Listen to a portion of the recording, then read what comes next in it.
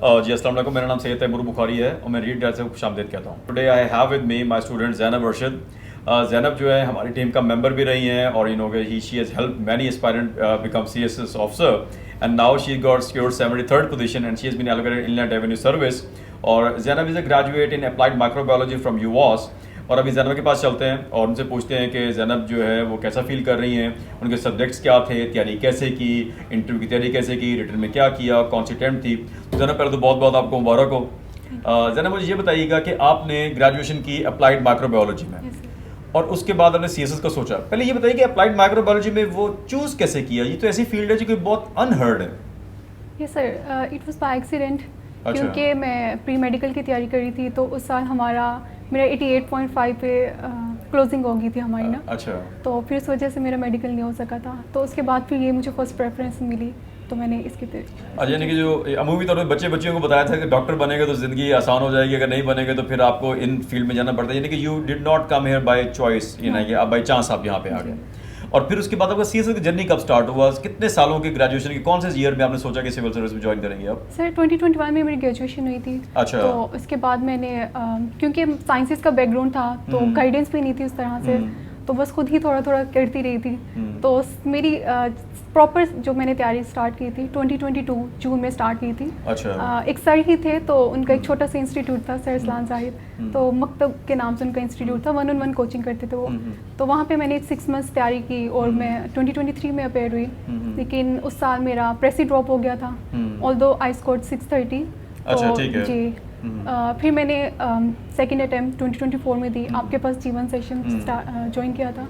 नवंबर का बैच था मेरा, तो वो बहुत अच्छा रहा। मतलब वो एक बहुत रिग्रेस प्रैक्टिस के साथ वो खुद भी फील हुआ था कि एक पहली अटैम्प्ट और दूसरे अटैम्प्ट में जो था। जी। तो उसके बाद फिर क्वालिफाइड। अच्छा, मुझे ये बताइए कि जब क्वालिफाई किया तो अब US हिस्ट्री जो है वो लो स्कोरिंग सब्जेक्ट था पहले भी, और तो आपने चेंज करने का सोचा नहीं कि US हिस्ट्री चेंज कर लूँ?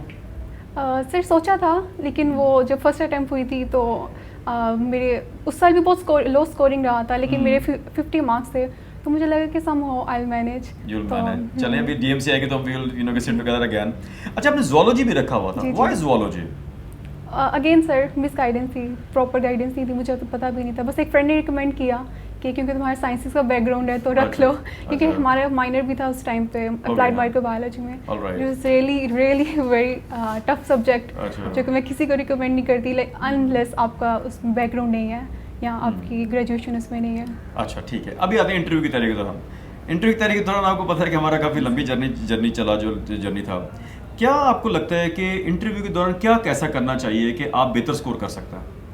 सर आपको पता है जैसे हमारा एक ग्रुप था, तो मुझे लगता है आपकी प्रैक्टिस, आपके अच्छे फ्रेंड्स होना बहुत ज़रूरी होता है। और अल्हम्दुलिल्लाह हमारा बहुत अच्छा ग्रुप था, आपको पता है। इवन आपसे अक्सर डांट पड़ रही होती थी, तुम लोग मुझे इंटरव्यू नहीं देते हो, तुम लोग आपस में लगे रहते होते हो। तो अल्हम्दुलिल्लाह वी आर वेरी ब्लेस्ड कि हमारे बहुत अच्छे फ्रेंड्स थे।